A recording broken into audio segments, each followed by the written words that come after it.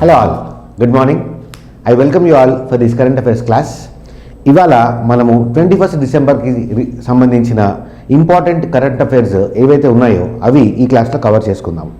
And in this class we will be focusing more on the factual information which is relevant for the recent exams that are going to be conducted. Okay, ఇప్పుడు మనకు రాబోయే RRB exam కానీ SI constable exam కానీ ఏవైతే ఉన్నాయో ఆ ఎగ్జామ్కి సంబంధించి ఎలాంటి ప్రశ్నలు అడగవచ్చు, ఆ ప్రశ్నలు మనము కరెంట్ అఫైర్స్లో చదువుకునే న్యూస్ ఐటమ్స్ ఏవైతే ఉంటాయో ఆ న్యూస్ ఐటమ్కి ఎలా రిలేట్ చేసుకోవాలి.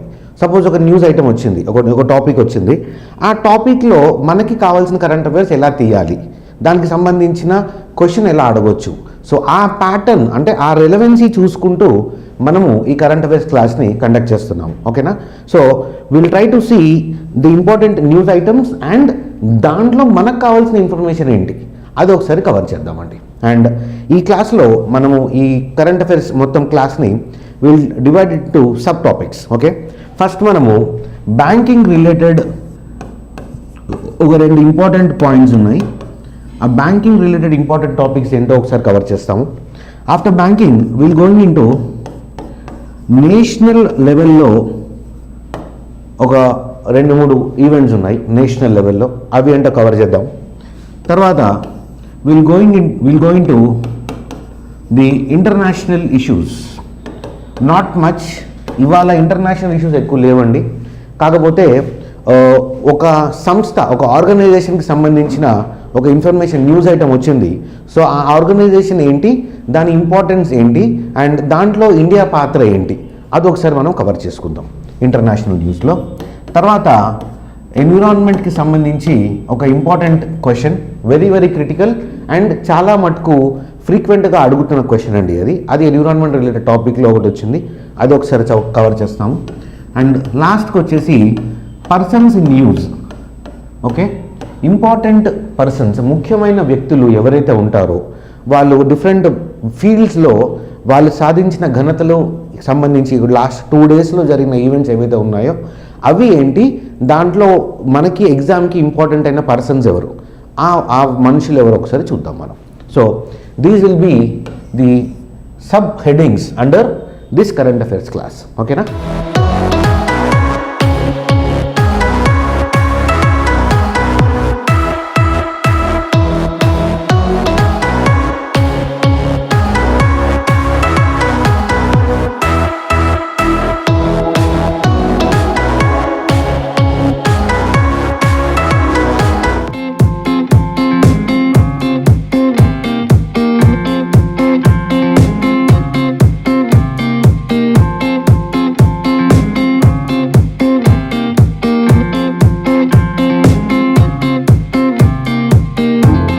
So let us begin with the first topic, that is banking.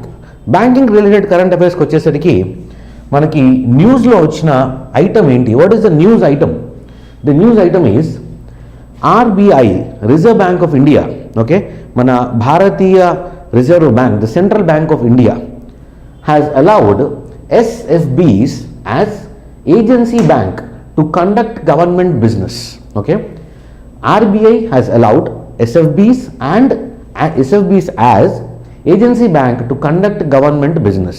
Okay, ఏంటిది అని అంటే సారాంశం, ఈ న్యూస్ ఒక సారాంశం ఏంటి అని అంటే భారతీయ Reserve Bank small finance banks SFB small finance బ్యాంక్స్కి ఒక ఎక్స్ట్రా అథారిటీ ఇచ్చింది. ఆ అథారిటీ ఏంటి అంటే the small finance banks they can work as agency banks conducting government business. అంటే మన ప్రభుత్వానికి సంబంధించిన వివిధ రకాల స్కీమ్స్ ఏవైతే ఉంటాయో, జన్ధన్ యోజన కానివ్వండి, స్కాలర్షిప్ స్కీమ్స్ కానివ్వండి, లేకపోతే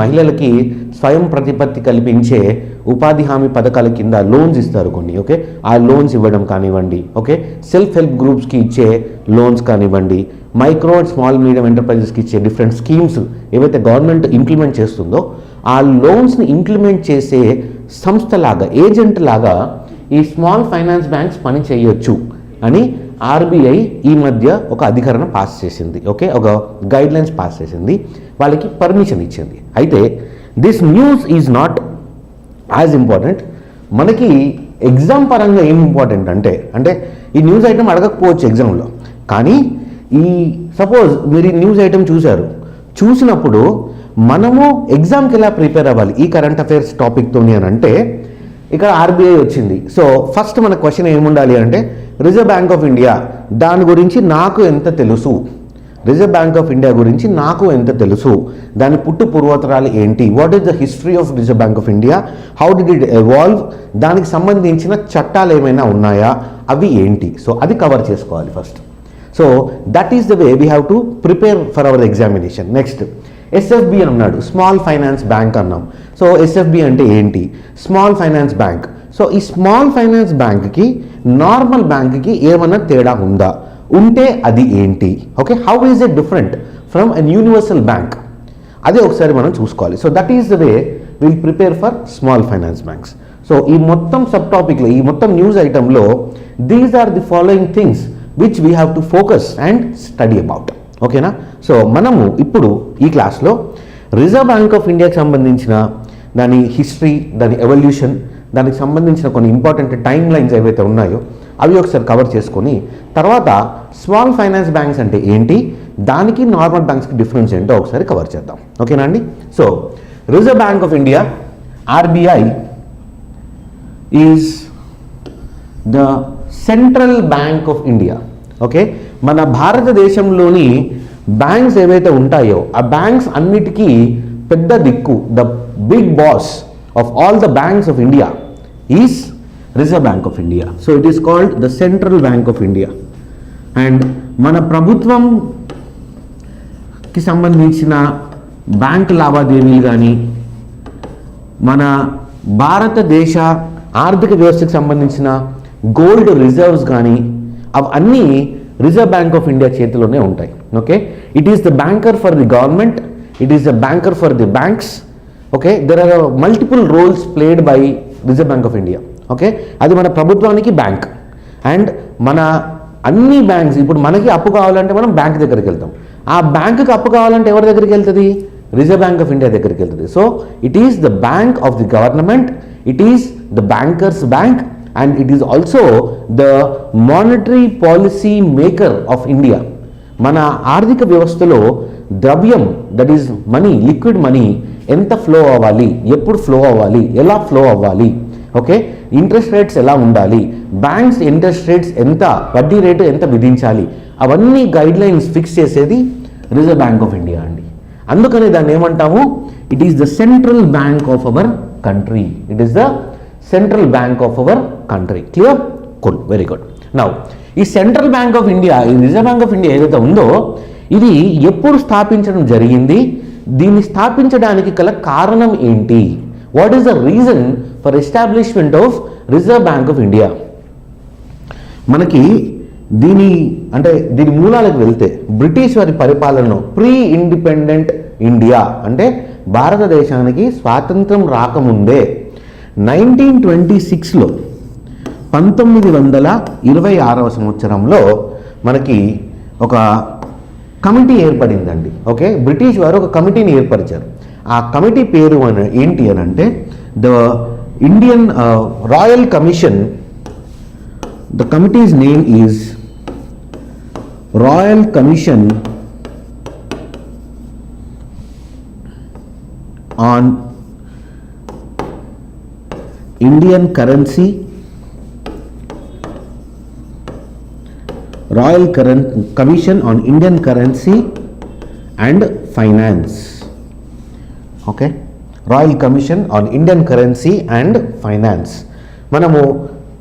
మనకి ఇప్పుడు రాబోయే ఎగ్జామ్ బ్యాంక్ రిలేటెడ్ ఎగ్జామ్స్ కాబట్టి we're going into a bit deeper into this topic, okay. మనకి ఈ రాబోయే ఎగ్జామ్స్కి ఇంపార్టెంట్ టాపిక్ కాబట్టి కొంచెం డీప్గా దీన్ని డిస్కస్ చేస్తున్నాము. Please try to make note of all the points, అన్ని కవర్ చేసుకోవడం ట్రై చేసుకోండి. సో 1926లో ఒక కమిషన్ ఏర్పడిందండి, the Royal Commission on Indian Currency and Finance, okay. And ఈ కమిటీకి ఇంకొక పేరు ఉంది. ఈ కమిటీ కమిషనర్ ఎవరైతే ఉంటారో అంటే చైర్మన్ ఎవరైతే ఉంటారో ఆ చైర్మన్ పేరు పైన ఈ కమిటీ ఫేమస్ అయిందండి. ఆ కమిటీ చైర్మన్ ఎవరు అని అంటే Hilton young. Hilton Young. So the committee is famously called as Hilton-Young Committee. It is famously called as Hilton-Young Committee. అర్థమైందా? So 1926 the Royal Commission on Indian Currency and Finance is also called as Hilton-Young Committee because the committee's chairman was Hilton Young, right? అయితే 1926లో ఈ committee ఒక recommendation చేసింది. ఏమని? అప్పటికే భారతదేశంలో చాలా private banks ఏర్పడడం జరిగింది. Okay, 1770 is the first year when a bank was established in India, a formal bank was established in India. Okay, దీన్ని కొంచెం మనం ఇంకా కొంచెం రివర్స్ గేర్ వేసుకొని ఇంకొంచెం బ్యాక్ వెళ్తే మన ప్రాచీన భారతదేశంలో కూడా అంటే ఏన్షియంట్ టైంలో కూడా మనకి ఈ బ్యాంకింగ్ సిస్టమ్ అనేది ఉండేది. కాకపోతే అప్పుడు వర్తకులు ఏవైతే ఉండేవాళ్ళో ఆ వర్తక సంఘాలు ఉంటాయి, they are called the trader guilds.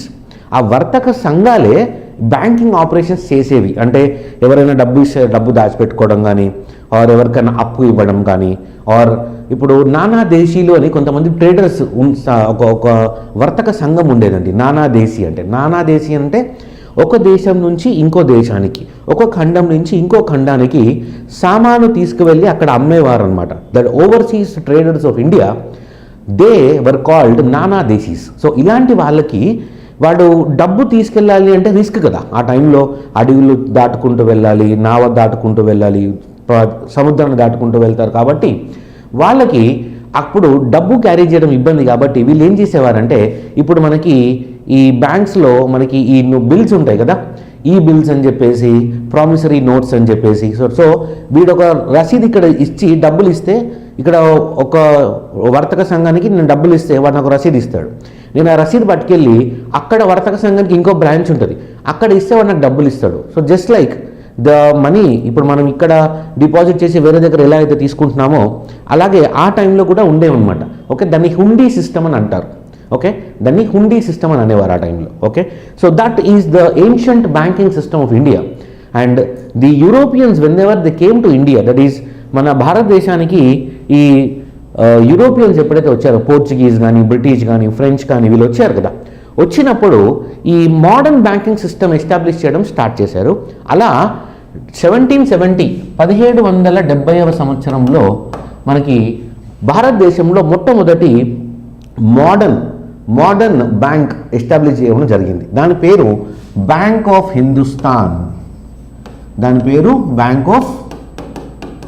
Hindustan. కానీ దీని ఓనర్స్ భారతీయులు కాదు. పేరులో భారతీయత ఉంది కానీ ఓనర్స్ ఇండియన్స్ కాదు, యూరోపియన్స్ ఓనర్స్ అనమాట దీనికి. సో అలా చాలా బ్యాంక్స్ ఏర్పడ్డాయి. అప్పుడు 1926లో ఈ రాయల్ కమిషన్ ఏదైతే ఉందో వీళ్ళు ఏమన్నారంటే, ఈ బ్యాంక్స్కి ఎటు పోవాలో అర్థం కావట్లేదు, వాళ్ళు జనాల దగ్గర నుంచి డబ్బులు తీసుకుంటున్నారు, కలెక్ట్ చేస్తున్నారు, కానీ వాడు ఆ డబ్బులు వేరే దగ్గర ఇన్వెస్ట్ చేసి నష్టపోతే అప్పుడు లాస్ అయ్యేది బ్యాంక్ కాదు, ఆ బ్యాంకుని నమ్ముకొని ఉన్న డిపాజిటర్స్, జమా ఖాతాదారులు అని చెప్పి వాళ్ళు ఒక సెంట్రల్ బ్యాంక్ని ఏర్పరిచి ఆ సెంట్రల్ బ్యాంక్ గైడ్ లైన్స్ ఈ అన్ని బ్యాంక్స్ ఫాలో అయ్యేలాగా చూడండి అని అప్పుడు రికమెండ్ చేశారండి. 1926లో రికమెండ్ చేశారు. ఓకే, అండ్ 1927లో అప్పుడు మనకి లోక్సభ, రాజ్యసభ ఇవి లేవు, పార్లమెంట్ లేదు, అది మనకి ఇండిపెండెన్స్ తర్వాత వచ్చింది. ఇండిపెండెన్స్కి ముందు మన చట్టాలు చేసేది ఒక సభ ఉండేది. Okay, there was one law making body in India, అంటే మొత్తం భారతదేశానికి, బ్రిటిష్ భారతదేశానికి, that is all the territories occupied by British in India, that's called the British Raj, right? So అక్కడ మనకి సెంట్రల్ లెజిస్లేటివ్ అసెంబ్లీ అని ఒకటి ఉండేదండి. ఇప్పుడు మన భారత పార్లమెంట్ ఎలాగో అలాగే అక్కడ మనకి సెంట్రల్ లెజిస్లేటివ్ అసెంబ్లీ అని ఒకటి ఉండేది. ఆ సెంట్రల్ లెజిస్లేటివ్ అసెంబ్లీ చట్టాలు చేస్తుందన్నమాట మొత్తం భారతదేశానికి. ఆ అసెంబ్లీలో ఒక బిల్లు కూడా ప్రపోజ్ చేయడం అంటే ఇంట్రడ్యూస్ చేశారు, తీసుకొచ్చి అలా ముందు పెట్టారు, కానీ అది డ్రాప్ అయిపోయింది. It was dropped of. In 1927, a bill was introduced to set up a central bank for India, but it was dropped consequently. So, ఈ కమిషన్ ఏదైతే రికమెండేషన్ చేసిందో అది కార్యరూపం దాల్చలేదు. It did not get materialised, right? Cool. Now 1927 a bill was introduced but it was not passed. Where was it introduced? The Central Legislative Assembly.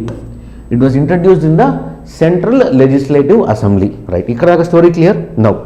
అయితే 1929లో అమెరికాలో great depression వచ్చిందండి. Okay, ఆ గ్రేట్ డిప్రెషన్ని తెలుగులో ఏమంటారో సారీ ఐ డోంట్ నో. అదేంటి అంటే మొత్తం America యొక్క ఆర్థిక structure, the economy of US has collapsed. Okay, అది మొత్తం కుప్పకూలిపోయింది, దాని ఆర్థిక వ్యవస్థ కుప్పకూలిపోయిందండి. ఎప్పుడు? 1929లో యుఎస్ ఎకానమీ క్రాష్ అయిపోయింది. రైట్, అప్పుడు ఏమైంది అని అంటే మన భారతదేశంలో ఉన్న ప్రైవేట్ బ్యాంక్స్ ఏవైతే ఉన్నాయో వీళ్ళందరూ డబ్బులు జనాల దగ్గర నుంచి తీసుకొని ఇక్కడ షేర్ మార్కెట్స్లో ఇన్వెస్ట్ చేశారు. ఇక్కడ యుఎస్ కంపెనీస్లో ఇన్వెస్ట్ చేశారు. మరి అక్కడ ఎకానమీ క్రాష్ అయితే అక్కడ షేర్ మార్కెట్ మొత్తం డౌన్ అయిపోతుంది కదా, ఆ కంపెనీస్ అన్ని కొలాప్స్ అయిపోతాయి కదా. అవగానే ఆ షేర్స్లో ఇన్వెస్ట్ చేసిన ఎవరైతే ఇన్వెస్టర్స్ ఉంటారో వాళ్ళందరూ కూడా లాస్ అయినట్టే కదా. ఆ లాస్ అయిన వ్యక్తులలో మన భారతీయ బ్యాంక్స్ కూడా ఉన్నాయి. ఇండియాకు సంబంధించిన బ్యాంక్స్ కూడా చాలా నష్టపోయాయి. ఎప్పుడు? 1929.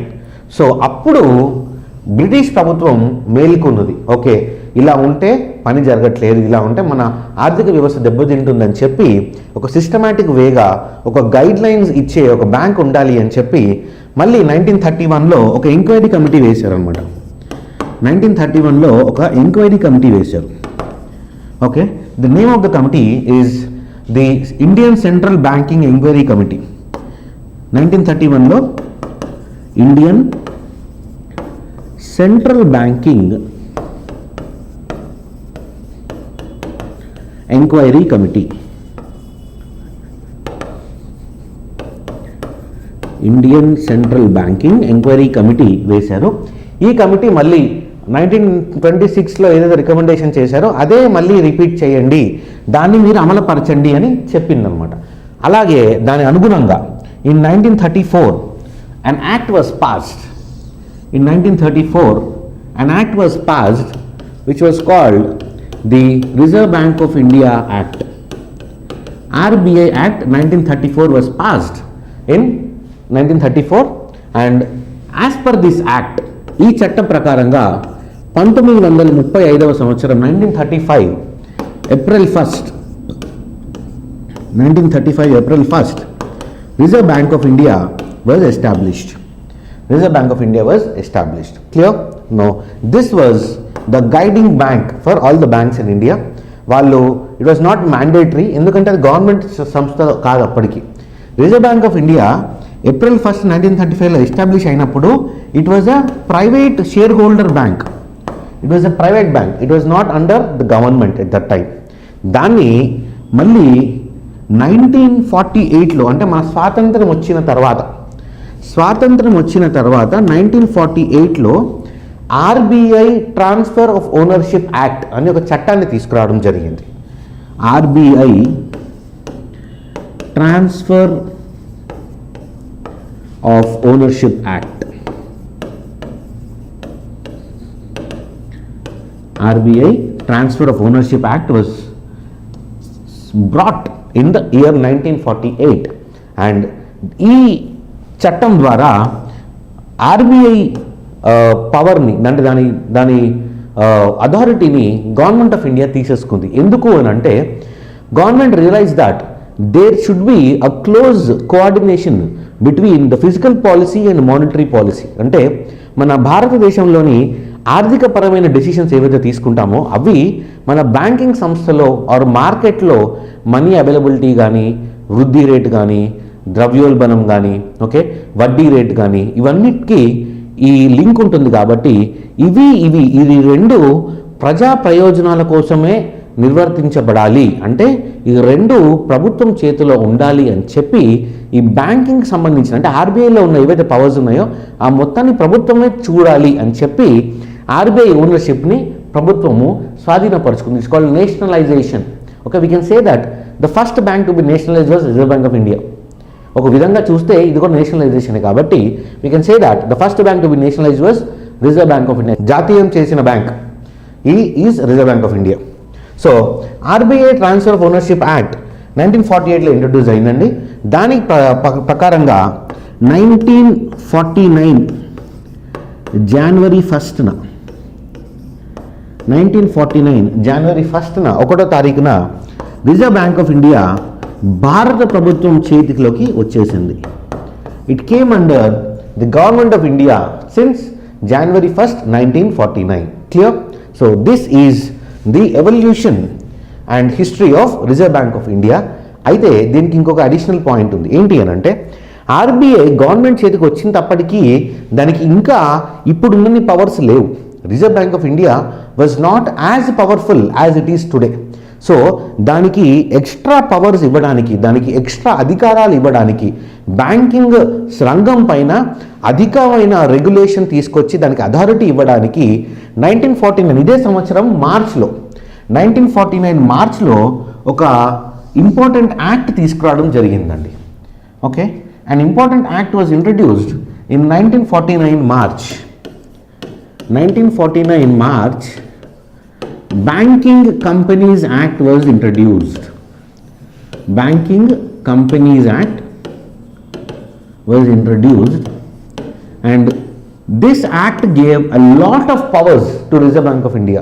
ఇప్పుడున్న లిక్విడిటీ రేట్స్ కానీ ఇప్పుడు అంటే మీరు you're already preparing for the examination, so I assume that you know a few terms from the banking terminology, that is what is CRR, what is SLR, what is repo rate, what is reverse repo rate, right?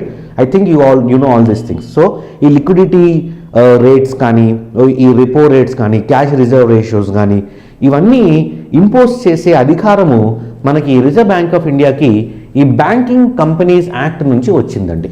It got those powers from the banking companies act, and this act was later renamed in 1965 as banking regulation act. Banking regulation act. So banking companies act అంటే ఎవరు గుర్తుపట్టకపోవచ్చు, కానీ banking regulation act అనగానే కొంచెం ఈ సెక్టర్లో idea ఉన్న వాళ్ళు ఎవరైనా అంటే కొంచెం టచ్ ఉన్నా గుర్తుపట్టేస్తారు. ఓ బ్యాంకింగ్ రెగ్యులేషన్ యాక్ట్ మాకు తెలుసు అని అంటారు. So the banking regulation act was introduced as banking companies act in 1949, which was renamed as Banking Regulation Act in 1965. Clear? Good. అయితే దీనిలో మనకి చాలా ఇంపార్టెంట్ చట్టాలు ఉన్నాయండి, అండ్ టోటల్గా there are 56 sections in this banking regulating act.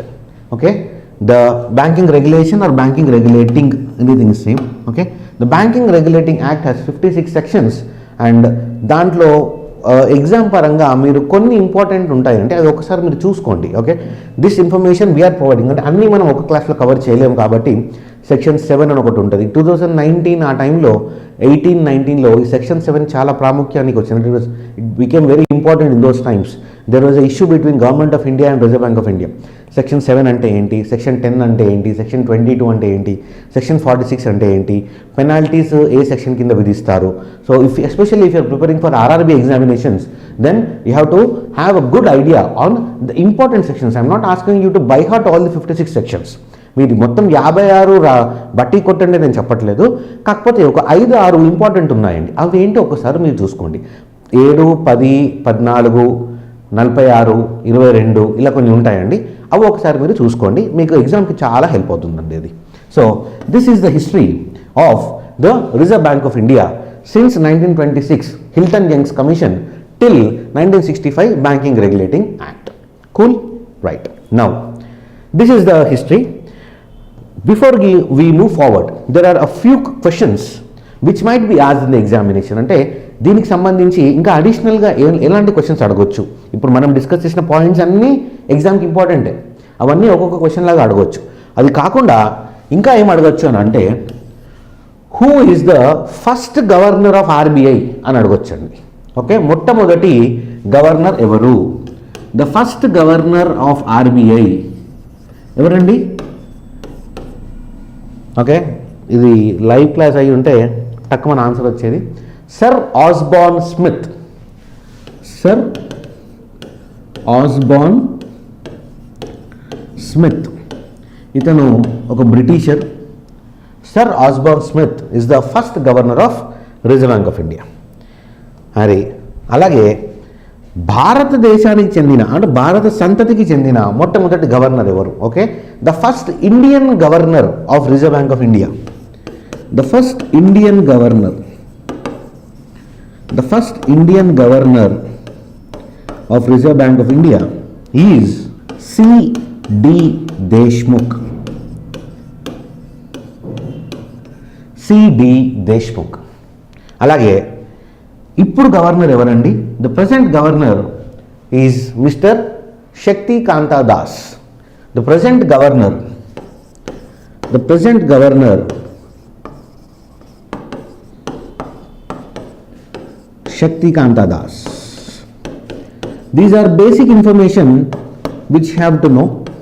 ఇదే కాకుండా మీరు చూసుకోవాల్సిన పాయింట్స్ ఏంటంటే ఆర్బీఐకి గవర్నర్ ఉన్నారు, ఓకే, డిప్యూటీ గవర్నర్లు ఎంతమంది, ఓకే, ఆర్బీఐ గవర్నర్ పరిధి ఎంత అంటే లైక్ దాని time period, what is the tenure అంటే అతని పని చేసే కాల పరిమితి, how many years can he work, what is the tenure of RBI governor, what is the tenure of deputy governors, ఆ డిప్యూటీ గవర్నర్స్ ఎవరు, ఆ డిప్యూటీ గవర్నర్స్లో ఒక్కొక్కరికి ఒక్కొక్క రోల్ ఉంటుందండి అండ్ వాళ్ళని ఎంచుకునే విధానం కూడా వెరైటీగా ఉంటుంది.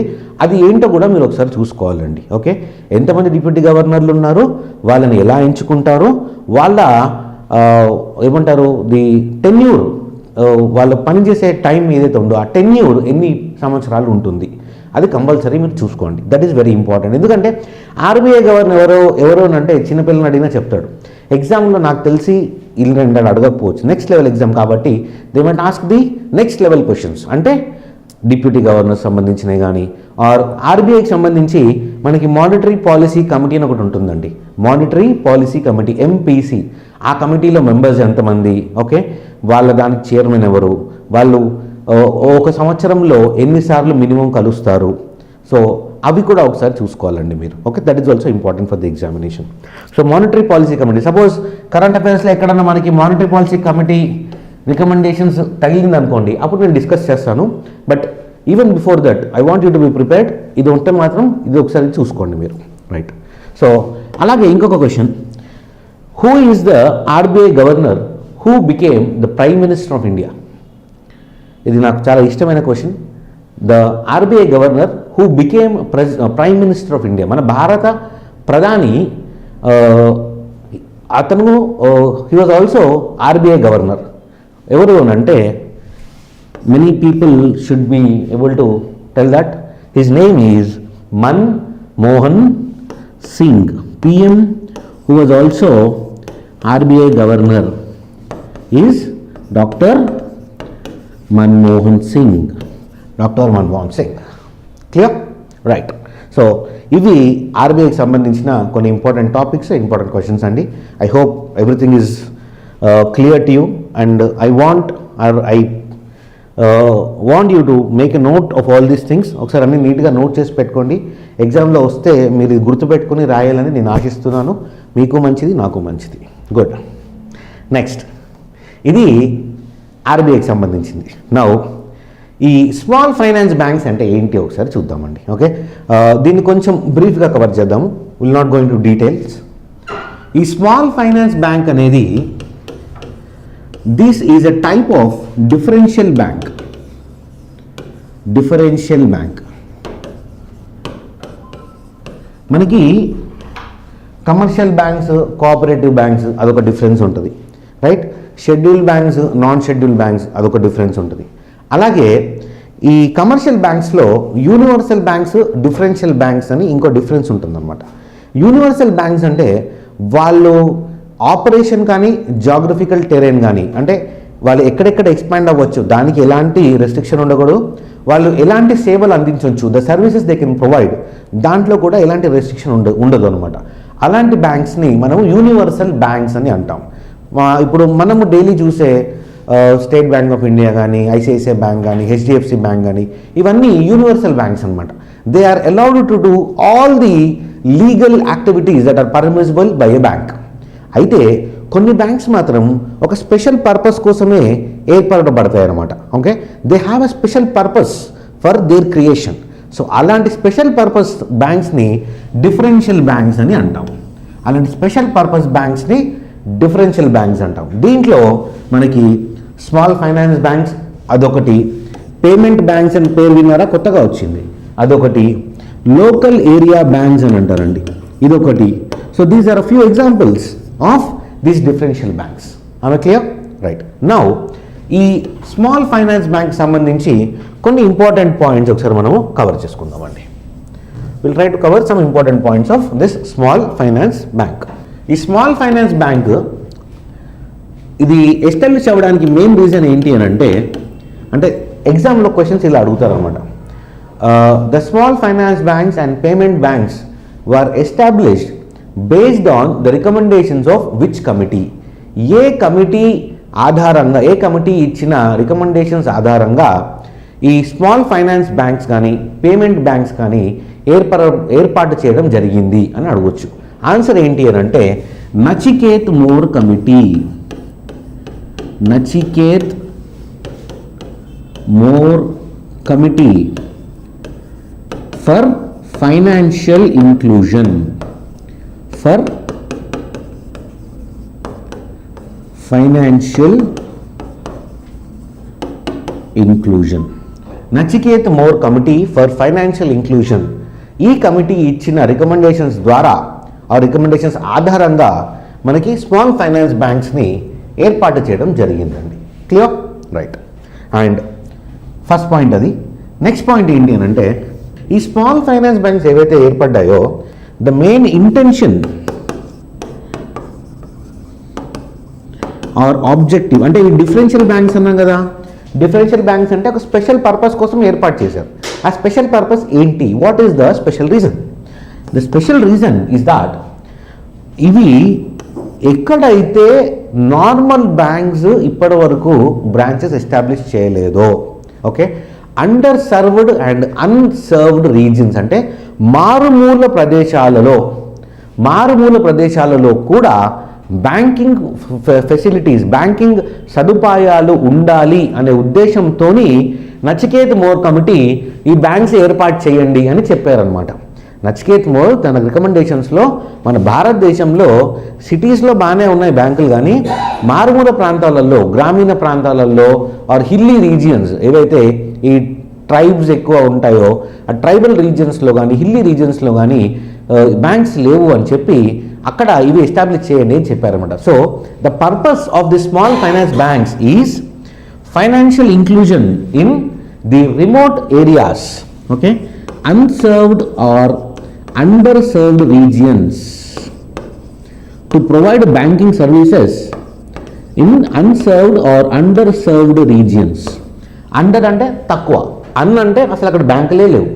ఎస్పెషల్లీ అంటే మనం ఎగ్జాంపుల్ తీసుకోవాలి అంటే నార్త్ ఈస్ట్ స్టేట్స్, మన ఈశాన్య రాష్ట్రాలు, north east states Sikkim, Arunachal Pradesh, Assam ఇవన్నీ ఉంటాయి కదా, అవి ఈశాన్య రాష్ట్రాలు కానీ, ఛత్తీస్గఢ్ కానీ, ఓకే, అండ్ జార్ఖండ్ కానీ కొన్ని ప్లేసెస్లో. ఇప్పుడు మన ఆంధ్రప్రదేశ్లో తీసుకున్నాం అనుకోండి, ఇప్పుడు విజయవాడలో, గుంటూరులో ఉన్న బ్యాంకులు విజయనగరంలో, శ్రీకాకుళంలో మనకు ఉండవు. Especially in the hilly regions of Visakhapatnam and Vizianagaram we don't find banking services. So అక్కడ మనము బ్యాంకింగ్ సర్వీసెస్ ప్రొవైడ్ చేయడం అనేది వీళ్ళ మెయిన్ పర్పస్. సెకండ్ ఈజ్ ఈ సన్నకారు రైతులు ఎవరైతే ఉంటారో, the marginal farmers, small and marginal ఫార్మర్స్కి మనము లోన్స్ ప్రొవైడ్ చేయాలి. ఇప్పుడు ఏమవుతుంది అని అంటే బేసికల్లీ ఈ ఊర్లలో మనం బ్యాంక్ పెట్టలేదు అనుకోండి, వాళ్ళందరూ ఏం చేస్తారు, కూలి చేసో, నాలుగు చేసుకోనో, పొలం పండించుకొని వాళ్ళు డబ్బులు సంపాదిస్తారు. ఆ డబ్బులు ఎవరి దగ్గర సేవ్ చేస్తారు? అక్కడ దగ్గరలో ఉన్న చిట్టి వేసేవాడు అంటారు. ఇప్పుడు మనకు లోకల్గా చిట్టీలు నడిపించే చిట్టి వ్యాపారం అని అంటారు, దట్ ఇస్ వెరీ కామన్ కదా. సో ఆ చిట్టీలు వేసేవాడి దగ్గర ఇస్తారు. వాళ్ళందరూ అందరి దగ్గర డబ్బులు కలెక్ట్ చేసుకొని వాళ్ళు చిట్టీలు నడిపిస్తూ ఉంటారు. వాడి హోప్ ఏముంటుంది అంటే వాడికి బ్యాంక్ అనమాట, అది ఆ మనిషి వాడికి బ్యాంక్. వాడు సపోజ్ ముంచి పారిపోయాడు అనుకోండి, ఈ రైతు వెళ్ళి ఎవరి దగ్గర ముర్ర పెట్టుకుంటాడు, ఈ లేబర్ వెళ్ళి ఎవరి దగ్గర ముర్ర పెట్టుకుంటాడు? ఆ చిట్టీలో వాడు ముంచి వెళ్ళిపోతే వీడు నిండా మునిగిపోయినట్టే, he will be losing all his savings కదా. సో అలాంటి వాళ్ళకి వీళ్ళు బ్యాంక్ అంటే ఒక అఫీషియల్ సేవింగ్స్ సిస్టమ్, ఒక ఫార్మల్ బ్యాంకింగ్ సెక్టర్ ఏదైతే ఉందో ఆ ఫార్మల్ సెక్టర్లోకి వీళ్ళందరినీ తీసుకురావడం, that is financial inclusion actually. So వాళ్ళని తీసుకురావాలి అని చెప్పి ట్రై చేస్తున్నారు అనమాట. So the second main important thing is providing a formal providing a formal అంటే ఒక అఫీషియల్గా formal saving service and credit service. Saving service and credit service అంటే నేను డబ్బులు దాచుకోవడానికి చిట్టి వేసేవాడి దగ్గరికి వెళ్ళాల్సిన అవసరం లేదు, బ్యాంకుకి వెళ్ళి ఖాతా తెరుచుకుంటాను నేను. అలాగే నాకు అప్పు కావాలంటే నేను వెళ్ళి వడ్డీ వ్యాపారి దగ్గరికి వెళ్ళను, నేను బ్యాంక్ దగ్గరికి వెళ్ళి రుణం తీసుకోవాలి, సో క్రెడిట్ సర్వీస్ తీసుకోవాలి. సో అది ఇంకొక మెయిన్ ఇంటెన్షన్ అనమాట. This is the main intention of the small finance banks, right? Understood now. అయితే మనకి ఎగ్జామ్లో ఏమడుగుతాడంటే ఈ స్మాల్ ఫైనాన్స్ బ్యాంక్స్ ఏర్పాటు చేయడానికి కావాల్సిన ఎలిజిబిలిటీ క్రైటీరియా ఏంటి అని అడుగుతాడు అనమాట. So the eligibility criteria is important for the examination. Eligibility ఏంటి అని అంటే ఆ వ్యక్తి కానీ ఆ సంస్థ కానీ ఆల్రెడీ ఈ ఆర్థిక రంగంలో ఫైనాన్స్ సెక్టర్లో మినిమం 10 ఏళ్ళు పనిచేసి ఉండాలి. Okay, minimum 10 years experience. ఈ వాల్యూస్ ఇంపార్టెంట్ అండి, ఎగ్జామ్కి మనకి బిట్స్ లాగా ఇవే అడుగుతాడు. Minimum 10 years experience in finance sector, minimum 10 years experience in finance sector. Second point ఏంటి అని అంటే ఇనీషియల్ క్యాపిటల్ ఏదైతే ఉంటుందో, అంటే ముందస్తుగా వీళ్ళు ఇన్వెస్ట్ చేసే డబ్బులు ఏవైతే ఉంటాయో that initial capital should be minimum 200 crores. Okay, minimum 200 crores, minimum 200 crores initial corpus, initial capital.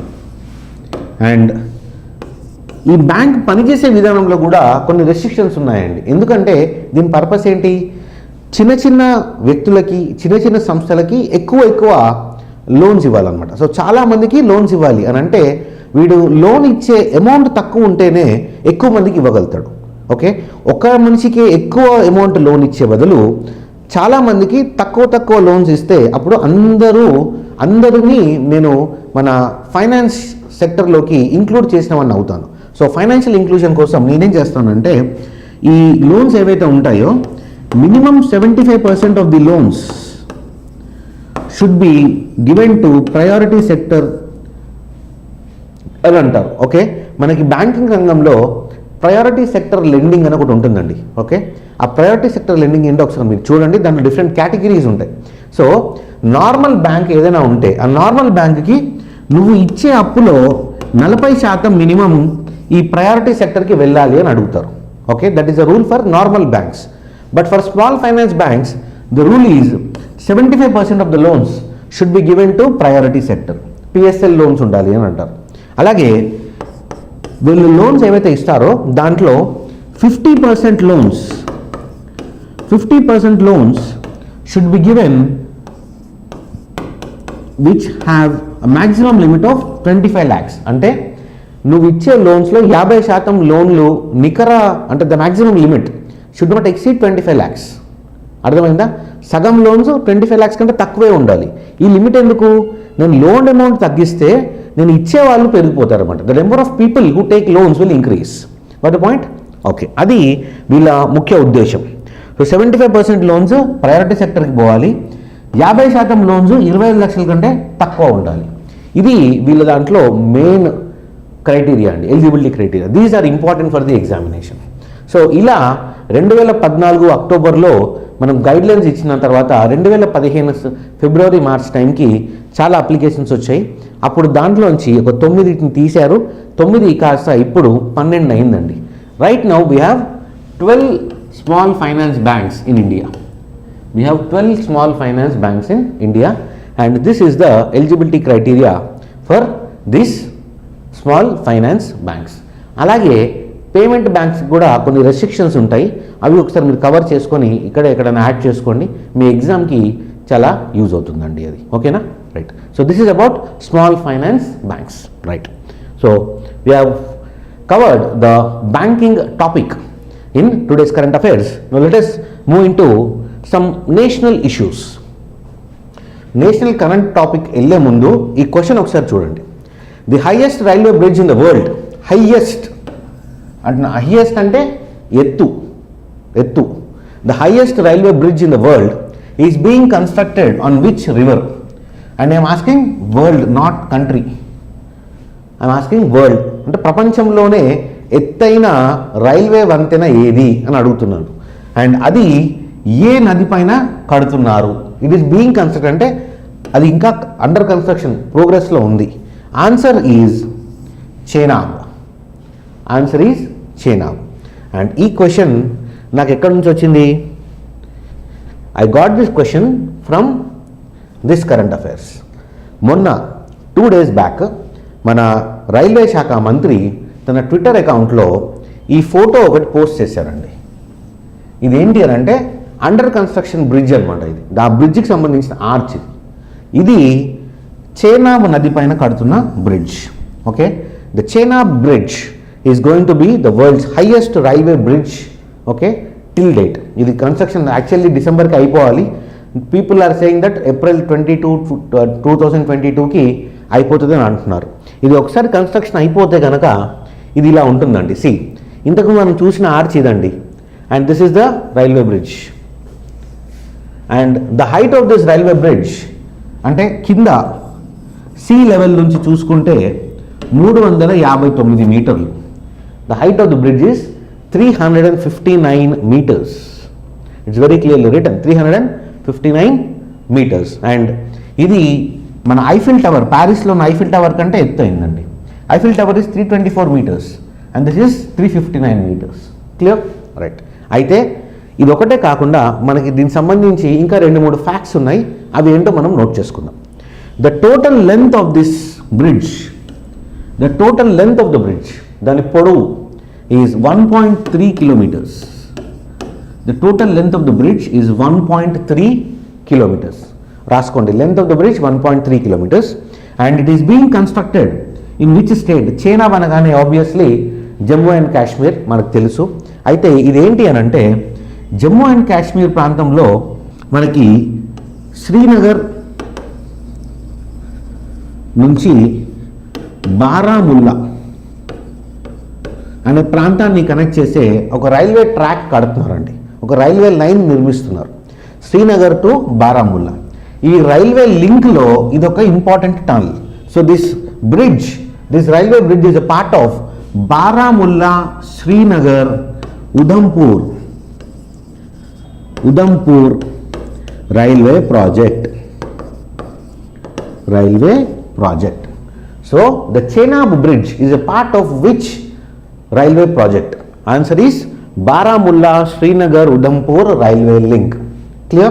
Right. And దీన్ని ఎవరు నిర్మిస్తున్నారండి? The Northern Railways of India. The Northern Railways of India are constructing this bridge now. So అత్యంత ఎత్తైన వంతెన, railway వంతెన is the Chenab bridge which is constructed on Chenab river. It is a part of Baramulla Srinagar Udhampur railway project and that length of the bridge is 1.3 kilometers and it is being constructed by the Northern Railways. అర్థమైందా అండి? Clear. అలాగే ఇప్పుడు ఈ మధ్య Jammu and కాశ్మీర్లో చాలా tunnels కడుతున్నారండి. ఇప్పుడు మనకి ఉదాహరణకి 2017లో మన భారతదేశంలోనే అత్యంత పొడవైన రోడ్ టనల్ ఒకటి నిర్మించడం జరిగింది. That's called the Chenani Nashri tunnel. దానికి ఈ మధ్య పేరు మార్చారు, శ్యామ్ ప్రసాద్ ముఖర్జీ టనల్ అని అంటున్నారండి. దాని పేరు ఏంటంటే చేనాని నషరీ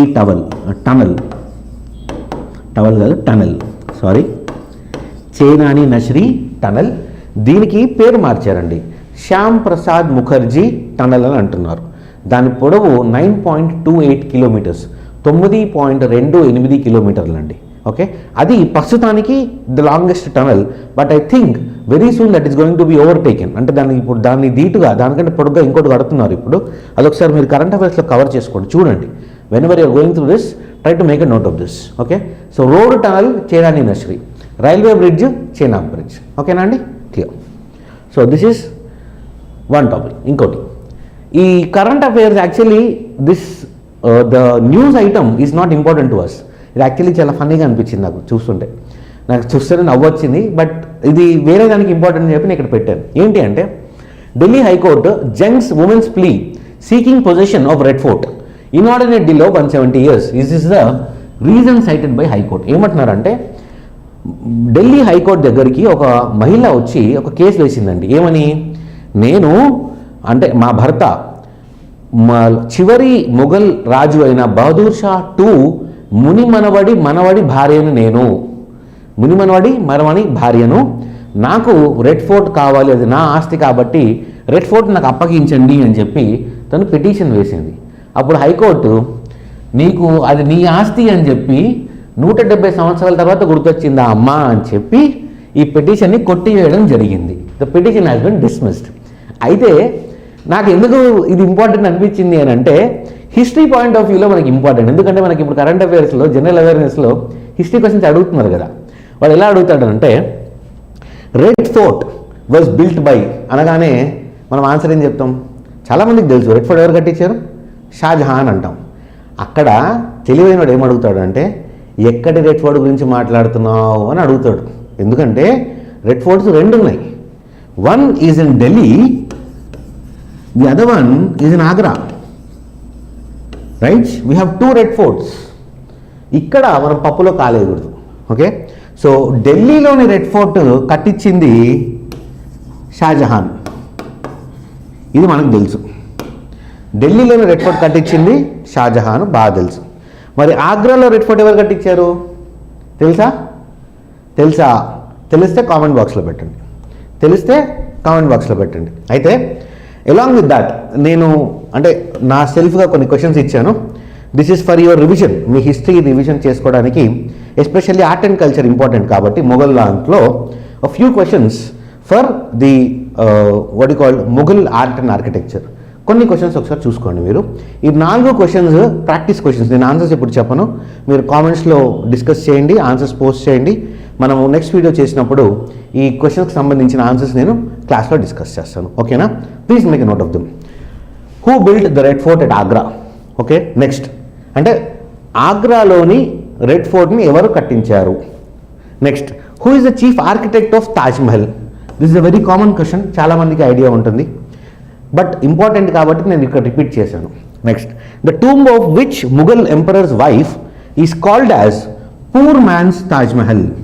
ఓకే, ఏ ముఘల్ చక్రవర్తి యొక్క భార్య సమాధిని పూర్ మ్యాన్స్ తాజ్ మహల్ అని అంటారు? అది ఎక్కడ ఉంది? దీని అడిషనల్ క్వశ్చన్, అది ఎక్కడ ఉంది అది కూడా రాయండి. Next, what was the initial capital of Mughal emperors? Mughal చక్రవర్తులు వాళ్ళ సామ్రాజ్యాన్ని స్థాపించినప్పుడు వాళ్ళ రాజధాని ఎక్కడ ఉంది? ఇది కూడా ఆన్సర్ చేయండి. Right, beautiful questions. మీరు ఆన్సర్ చేసండి, అంటే కొంచెం సెన్సిబుల్గా ఆలోచించి ఆన్సర్ చేయాలండి. ఇవి they are not straight forward questions. ఒకసారి కొంచెం ఒక 2 నిమిషాలు ఆలోచిస్తే మీకు వచ్చేస్తుంది answer. Okay, and I hope everyone will be getting all the answers correctly. మీ ఆన్సర్స్ని అక్కడ కామెంట్ బాక్స్లో పోస్ట్ చేయండి, మనము దాన్ని డిస్కస్ చేద్దాం. అలాగే ఈ క్వశ్చన్లో ఇంకోటి వచ్చింది, ఏంటి? ఢిల్లీ హైకోర్టు అని వచ్చింది కదా. ఆ ఢిల్లీ హైకోర్టు అనగానే నాకు ఒక క్వశ్చన్ తట్టిందండి. ఏంటి అని అంటే, which of the following high courts have jurisdiction over multiple states? Generally ఒక రాష్ట్రానికి ఒక హైకోర్టు ఉంటుంది, అది మనకు తెలిసిందే. అయితే కొన్ని రాష్ట్రాలకు మాత్రం 2-3 రాష్ట్రాలకి ఒక హైకోర్టు ఉంటుంది, 2-3 రాష్ట్రాలకి ఒక హైకోర్టు ఉంటుంది. సో అది ఏంటి? అలాగే so which of the following high courts have jurisdiction over multiple states? ఒక రాష్ట్రానికంటే ఎక్కువ అధికారము ఏ హైకోర్టుకు ఉంది అని నేను అడుగుతున్నానండి. ఆన్సర్ బాంబే హైకోర్టా, గౌహతి హైకోర్టా, Punjab and Haryana, all of the above? నేను ఆన్సర్ ఇచ్చేస్తున్నాను, all of the above. Okay, all of the above, all 3 have jurisdiction over multiple states. Okay, because of lack of time I'm not giving you the details of here. ఇక్కడ ఒక్కొక్కటి అంటే ఇది దేనికి నేను ఇక్కడ చెప్పట్లేదు. You just go through them once. అంటే అన్ని పని నేనే చేస్తే బాగుండదు కదా, నేను చెప్పింది మీరు విని మీరే కొంచెం వర్క్ చేయండి. Okay, try to make a list of what are the states that are covered under Guwahati high court, what are the states that are covered under Bombay high court and Punjab Haryana high court. అలాగే దీనికి అడిషనల్గా ఇంకో క్వశ్చన్ అడుగుతారండి. ఇప్పుడు మనకి సపోజ్ ఇప్పుడు విజయవాడ తీసుకున్నాం, ఇప్పుడు మనం ఆంధ్రప్రదేశ్ తీసుకున్నాం అనుకోండి. ఇప్పుడు మన హైకోర్టు ఎక్కడుంది? విజయవాడలో ఉంది. తెలంగాణ తీసుకున్నాము, హైకోర్టు ఎక్కడుంది? హైదరాబాద్లో ఉంది. కొన్ని స్టేట్స్లో ఎలా ఉంటుంది అంటే ఒక దగ్గర మెయిన్ బెంచ్ ఉంటుంది, అది కాకుండా డివిజనల్ బెంచెస్ ఉంటాయండి, వేరే ప్రాంతాల్లో ఉంటాయి. సో ఆ డివిజనల్ బెంచెస్ ఏ ఏ రాష్ట్రాలకి అడిషనల్గా ఉన్నాయి, అవి ఎక్కడ ఉన్నాయి, అవి కూడా ఒకసారి చూసుకోండి. Okay, that is also important. ఈ మధ్య కరెంట్ ఇవే అడుగుతున్నారండి ఎగ్జామ్లో, సో అదొకటి చూసుకోండి. Right. So divisional benches of high court which are having multiple divisional benches, అవి ఏంటో ఒకసారి కవర్ చేయండి. రైట్. ఇప్పుడు నేషనల్ సంబంధించి ఇంకొక క్వశ్చన్ అండి.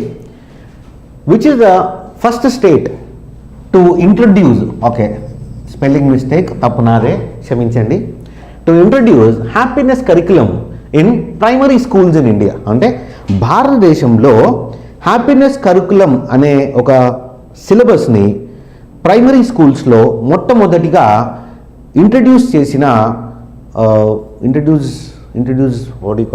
ఓకే దాన్ని స్టార్ట్ చేసిన మొట్టమొదటి రాష్ట్రం ఏది అని అడుగుతున్నాడండి. ఆన్సర్ ఏంటండి? UP, Kerala, Delhi, Chhattisgarh. Okay, answer is Delhi. మొట్టమొదటి ఫస్ట్ స్టేట్ గుర్తుపెట్టుకోండి. The first state to introduce happiness curriculum in primary schools in India is Delhi. Arvind Kejriwal brain child అండి ఇది. అరవింద్ కేజ్రీవాల్ తెలుసు కదా, ఢిల్లీ సీఎం, అతని ఐడియా అనమాట ఇది. సో ఈ క్వశ్చన్ నేను ఎందుకు ఇచ్చాను అని అంటే, నాకు నిన్న న్యూస్లో ఈ న్యూస్ ఐటమ్ దొరికిందండి. ఏంటది? UP government is going to introduce happiness curriculum in 150 schools, 150 primary schools అని నేను న్యూస్లో ఐటమ్ చూశానండి. This is the news item which I got. Okay, so ఇదేంటి, ఈ హ్యాపీనెస్ కరికులం ఏంటి అని అంటే, చదువుతో పాటు వాళ్ళకి సోషల్ రిలేషన్స్ అంటే ఫ్యామిలీతో రిలేషన్స్, చుట్టుపక్కల వాళ్ళతో రిలేషన్స్, టీచర్స్తో ఎలా బిహేవ్ చేయాలి, సో ఈ రిలేషన్స్ని ప్లస్ ఎన్విరాన్మెంట్ని ఎలా ఎంజాయ్ చేయాలి. ఓకే, మన ఎథిక్స్ ఏంటి అంటే, ఎథిక్స్ క్లాస్ అంటే కంప్లీట్ మోరల్ స్టడీస్ కాదండి, మళ్ళీ అంటే మన కల్చర్ ఏంటి, మనకు సంబంధించినంత వరకు ఒక పర్సనల్ డెవలప్మెంట్, ఒక పర్సనాలిటీ డెవలప్మెంట్కి సంబంధించిన క్లాసెస్ ఈ హ్యాపీనెస్ కరికులం అనమాట. దీన్ని అంటే చదువు కంటే ఇవి చాలా ఇంపార్టెంట్ అని గుర్తించి మెల్లిమెల్లిగా ఇంట్రడ్యూస్ చేస్తున్నారు. చాలా స్టేట్స్ స్టార్ట్ చేశాయి. ఫస్ట్ ఢిల్లీ స్టార్ట్ చేసింది. సెకండ్ స్టార్ట్ చేసింది గవర్నమెంట్ ఛత్తీస్గఢ్ అండి. ఛత్తీస్గఢ్ ఇది second state happiness curriculum introduce చేసింది. And UP, Uttar Pradesh, Yogi Adityanath is the chief minister of Uttar Pradesh కదా. సో యోగి ఆదిత్యనాథ్ ఆధ్వర్యంలో ఉత్తరప్రదేశ్ ప్రభుత్వం ఈ హ్యాపీనెస్ కరికులంని వేరే స్కూల్స్లో ఇంట్రొడ్యూస్ చేస్తుంది. సో వీళ్ళు ఈ హ్యాపీనెస్లో కరికులంలో ఏం చేస్తారంటే, రోజు ఒక హాఫ్ అన్ అవర్ క్లాస్ ఉంటుంది అనమాట.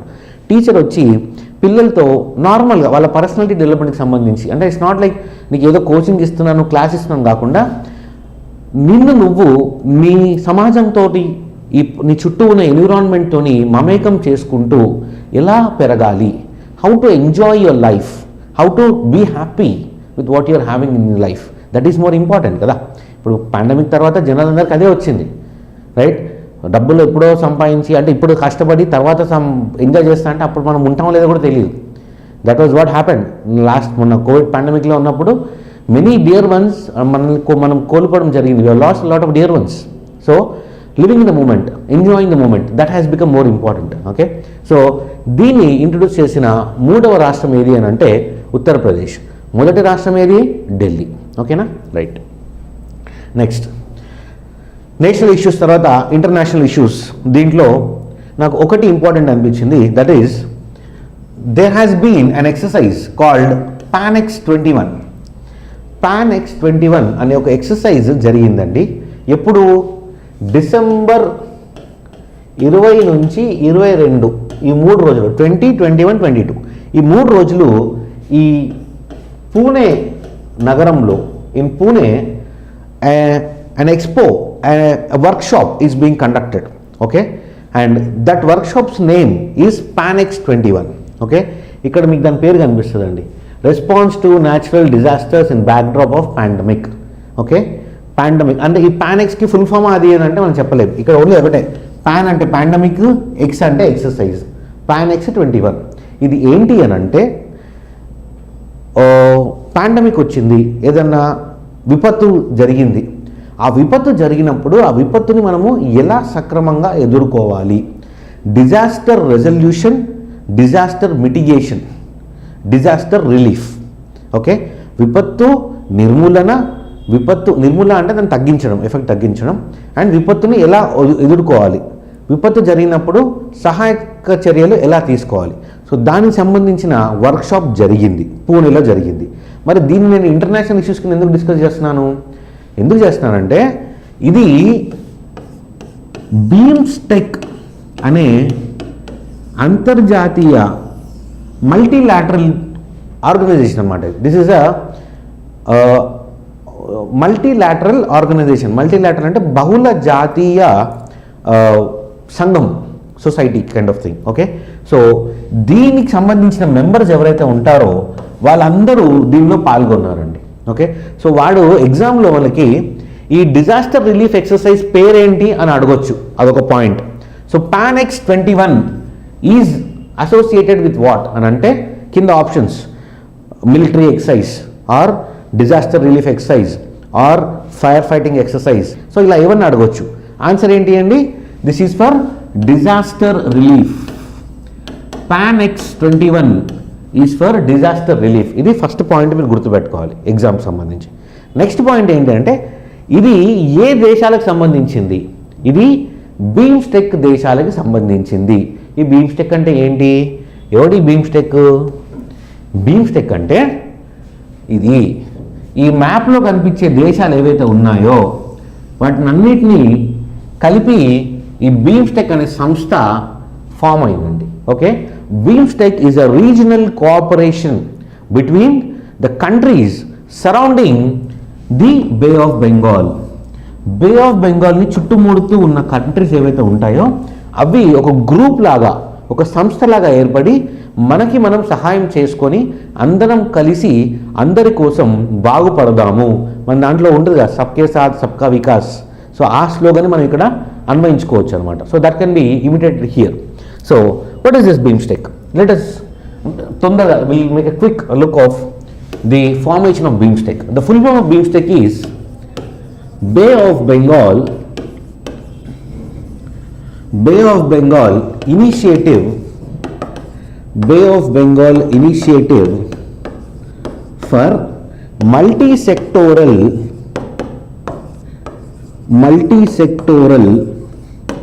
Bay of Bengal Initiative for multi-sectoral Bay of Bengal Initiative for multi-sectoral scientific, technical, economic cooperation. Scientific, technical, economic cooperation. Clear? Bay of Bengal Initiative for Scientific, Technical and Economic Cooperation. Right? ఇది దాని full form. Now దీంట్లో ఏ ఏ దేశాలు సభ్యులుగా ఉన్నాయి? ఇది start అయినప్పుడు 1997లో ఇది start అయిందండి. ఇది స్టార్ట్ అయినప్పుడు ఓన్లీ 4 దేశాలు మాత్రమే ఉండేవి. ఏంటి అవి అంటే Bangladesh, India, Sri Lanka, Thailand. I will repeat, Bangladesh, Sri Lanka, India, Thailand. Bangladesh, India, Sri Lanka, Thailand. 1997లో ఒక కాన్ఫరెన్స్ జరిగింది. ఎక్కడ? బ్యాంకాక్లో. బ్యాంకాక్, థైలాండ్లోని బ్యాంకాక్ నగరంలో ఒక కాన్ఫరెన్స్ జరిగినప్పుడు ఈ సంస్థ పుట్టింది. దాని పుట్టుక అక్కడ జరిగిందనమాట. తర్వాత మెల్లిమెల్లిగా నేపాల్, భూటాన్, మయన్మార్ ఈ 3 జాయిన్ అయ్యాయి. సో 2004కి వచ్చేసరికి ఆ 3 కూడా జాయిన్ అయ్యి అది బీమ్స్టెక్ అయిందండి. ఓకే, యాక్చువల్లీ ఇక్కడ ఫస్ట్ స్టార్ట్ అయినప్పుడు దీని పేరు వేరే, Bangladesh, India, Sri Lanka, Thailand initiative అని ఉండేదన్నమాట. ఇప్పుడు మారిపోయింది అనమాట. బీమ్స్టెక్ అంటే Bay of Bengal initiative for multi sectoral scientific, technical, economic cooperation. దాంట్లో ఉన్న సభ్య దేశాలు ఎన్ని? 7. ఎలా గుర్తుపెట్టుకోవాలి? దీనికి పెద్ద లాజిక్ ఏం అవసరం లేదు, జస్ట్ ఈ మ్యాప్ గుర్తుపెట్టుకోండి అంతే. ఓకే, శ్రీలంక నుంచి స్టార్ట్ అయ్యి ఇలా ఒక సర్కిల్ గీసామనుకోండి అన్నీ కవర్ అయిపోతాయి. Sri Lanka, India, Nepal, Bhutan, Bangladesh, Myanmar, Thailand. ఖతం, story clear? Right. So this is about the Bay of Bengal Initiative for Multi-Sectoral Technical and Economic Cooperation. Next, environment సంబంధించి ఒక important question. Okay, the suffer initiative of government of India is related to which of the following? Suffer initiative is related to which of the following? Road safety, railway booking, air quality, air flight status. Answer ఏంటండి? Suffer అంటే ఏదో journey యాత్ర అలా అనుకోకండి. Answer is air quality. Answer is air quality. Okay, మన వాతావరణ కాలుష్యం ఏదైతే ఉందో దాన్ని మెజర్ చేసే ఇండెక్స్ పేరే సఫర్ ఇండెక్స్. ఆమె clear? Right. So what is this SAFAR index? ఇది ఎందుకు వచ్చింది అంటే న్యూస్లో ఈ ఐటమ్ వచ్చిందండి. This was a news item. Mumbai's air quality has improved 1 notch under poor category. అంటే ఆ పూర్ కేటగిరీ కొంచెం పైకి వెళ్ళింది అనమాట, ఒక మెట్టు బెటర్ అయింది అని న్యూస్ ఐటమ్ వచ్చింది. ఓకే, అందుకని మనం దీని గురించి ఒకసారి చదువుకుందాం. So what is this SAFAR index? దాని full form system of air quality and weather forecasting and research. System of air quality and weather forecasting and research, SAFAR. Okay, ఈ SAFAR. దీన్ని ఎవరు నిర్వహిస్తున్నారు అంటే ministry of earth sciences. Ministry of earth sciences దీన్ని నిర్వహిస్తుందండి. And ఇది ఏం చేస్తుంది అని అంటే ఇప్పుడు మన వాతావరణంలో ఉన్న కాలుష్యం లెవెల్స్ ఏవైతే ఉంటాయో వాటిని ఒక ఇండెక్స్ ఉంటుందండి, it's called air quality index. ఆ ఎయిర్ క్వాలిటీ ఇండెక్స్ని మెజర్ చేస్తుంది, ప్లస్ ఫోర్కాస్ట్ కూడా చేస్తుంది. Forecasts and measures air quality. Air quality, forecast and measures air quality. Clear? Right. And దీంట్లో మనకి చెప్పాలి అని అంటే along with this it will also, that is this suffer index will also monitor other parameters like temperature, rainfall, humidity, వీటిని కూడా measure చేస్తుంది. అయితే మనకి ఇది ఇంపార్టెంట్ కంటే ఈ AQI ఏదైతే ఉందో అది మనకి ఇంపార్టెంట్ అండి. అంటే ఈ మన వాతావరణంలో ఉండే కాలుష్యం ఏదైతే ఉందో ఆ కాలుష్యంలో ఇంపార్టెంట్ పార్టికల్స్ ఏంటంటే what are the various components of that pollutants. Okay, ఆ కాలుష్య కారక పదార్థాలు ఏవైతే ఉంటాయో అవి ఏంటి, అవి ఈ దీంట్లో వీళ్ళు ఏవైతే మెజర్ చేస్తున్నారో what are those items. Okay, so ఈ ఎయిర్ క్వాలిటీ ఇండెక్స్లో టోటల్గా 8 పొల్యూటెంట్స్ని వీళ్ళు మెజర్ చేస్తారండి. సో ఎగ్జామ్లో ఏమడగచ్చు అని అంటే which are the following is not monitored under the air quality index అని అడుగుతాడు అనమాట. Okay, which are the following is monitored or is not monitored, ఏదైనా సరే ఆ లిస్ట్ ఏంటో ఒకసారి మనం చూసుకుంటే మనకి ఈ ఆన్సర్ వచ్చేస్తుంది. దేర్ ఆర్ 8 పొల్యూటెంట్స్ అని చెప్పాను కదా. First one is the particulate matter 10, PM10 అంటారండి. అంటే the size of the particles is 10 micrometers. Okay, 10⁻⁻6 meters అనమాట, 10 అంటారు దాన్ని. ఇంకోటి PM2.5, the size of the particles is 2.5 micrometers, 2.5 into 10⁻⁻6 meters. Next, third one is nitrogen dioxide, NO2, nitrogen dioxide. Fourth one is sulfur dioxide, SO2, sulfur dioxide.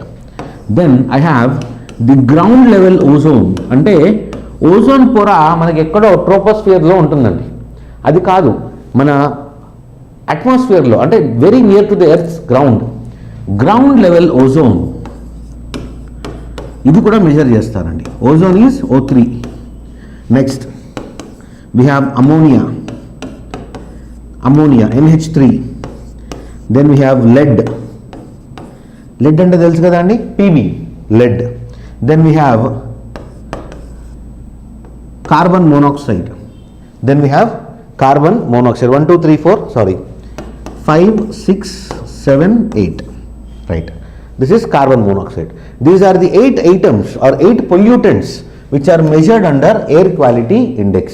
And ఈ air quality index ప్రస్తుతానికి 4 నగరాలలో measure చేయబడుతుందండి. It is being monitored in 4 cities in India right now.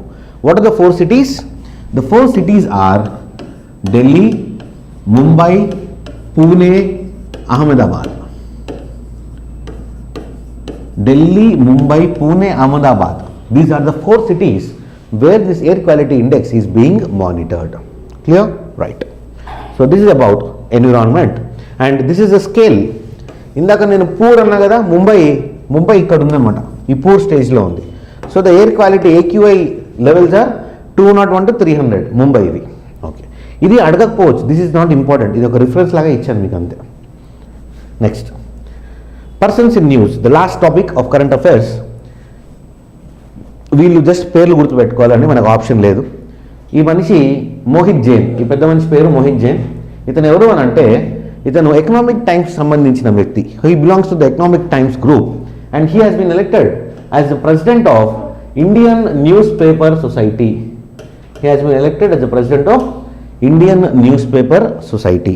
Clear? Right. Next. This girl, her name is Avani Lekhara. Okay? Avani Lekhara, she has been given the award of Best Female Debut. Okay? అంటే first time పారాలింపిక్స్లో పాల్గొని medal గెలుచుకున్న మహిళల్లో best person ఎవరు అని అంటే తినని ఎంచుకున్నారు. ఎవరు? The Olympics committee.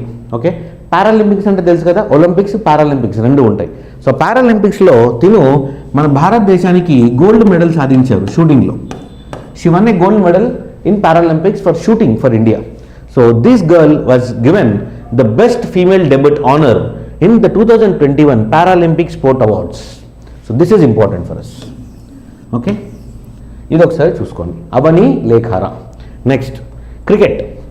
Rishabh Pant has been appointed as the brand ambassador for the state of Uttarakhand. Rishabh Pant has been appointed as the brand ambassador for the state of Uttarakhand. Right. Gabriel Boric. This person, he is the youngest president of Chile. Chile దేశానికి ఎన్నిక కాబడిన అతి పిన్న వయస్కుడైన president, అధ్యక్షుడు is Gabriel Boric. ఈ పేరు ఒకసారి చూసుకోండి, Gabriel Boric, the youngest president of Chile. And ఇతను లెఫ్ట్ వింగ్కి భావజాలానికి సంబంధించిన వ్యక్తి అనమాట. లెఫ్ట్ వింగ్ భావజాలం, I think you understand right, అది. So Gabriel Boric, the youngest president for Chile. Clear? Right. So these are the important current affairs for today. I hope everything was important for you. Mere comments lo, how do you feel about the class, any suggestions, feedback, please post it in the comment box and we'll respond to you and modify accordingly. Thank you, all the best, have a good day guys.